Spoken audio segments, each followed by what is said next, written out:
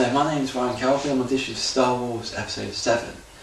I'm not going to do a score of P's, like showing off my skills. All I'm doing is like talking so far, which is basically good.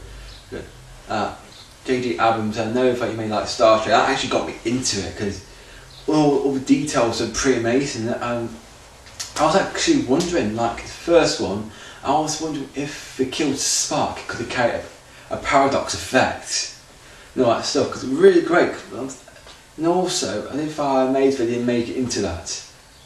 I was quite puzzled halfway through that movie, the first Star Trek. Got to Star Trek 2, but that did boost up the levels of watching it again. Because Star Trek is getting more better now after you directed it, movies. So therefore, it's cool. It's going on the same level as Star Wars in my perspective, because both movies are amazing to watch over and over again, because it's one of the movies you never get bored of. Mark Davis, I actually found out that he actually it was in Star Wars. Reason why is because of his grandmother. His grandmother heard the audition on the radio, then the boy thought, well, kid wants to be in it, and he did. And he became an amazing actor ever since. Nothing else has actually been like that before, and I thought I might as well do the audition online, see what happens. If we get accepted, it'll be amazing, because I don't really mind what I'll be in that. As long as I'm on the set, I like to be in pretty much like anything.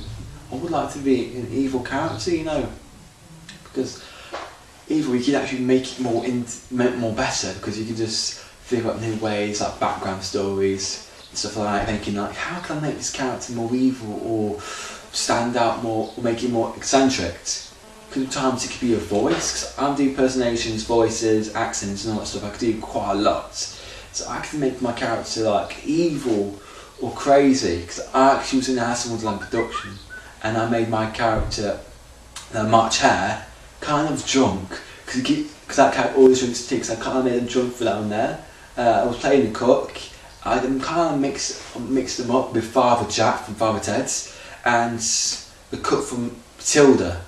I mixed them, put them together to make a new character, which everyone laughed at because it's quite a funny production. And I was playing the king, which made me like, I have to make sure that I was confident, severe and dominant half the time. But I can't, which is actually kind of good because people never saw that way of me when I was doing that production. Basically, most of the time I keep doing this Irish accent, which people keep loving, and also they get annoyed about halfway through. But basically, I can shout my best if I want to. It's basically easy. Or something. Alright, how's it going? Top of the morning to you, laddie. How's it going here? What's it going on here then? I can do a lot of voices halfway through. But this is my Irish voice, this is my Irish accent. But I know about the camera. Does not really pick it up that really well. It just basically says to some girls, the voice does. But hey, I'll be a wacky person halfway through the mind. I can always sound severe, actually. I can always sound old. Or I can sound creepy and scary.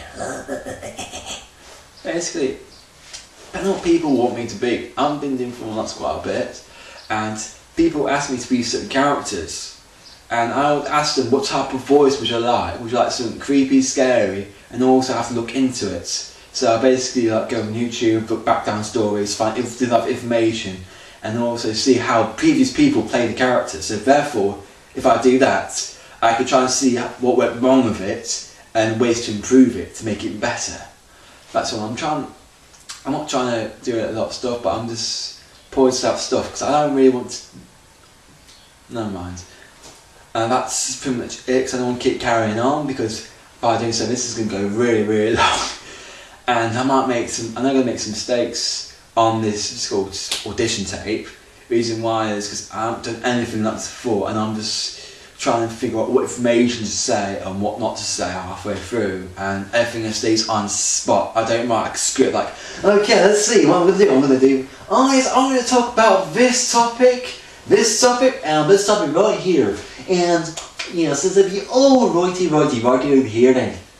Alright then. And anything else what I want to say on the camera? Do I need to sound like this? Do I need to dance? Do I need to act like we don't know? It's basically like that. That's what people always think about what they got to do for auditioning. You've always got to think before they actually stop doing it.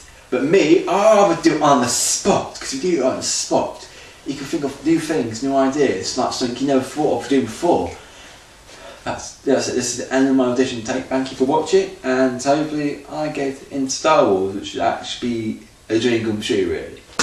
And good night, folks.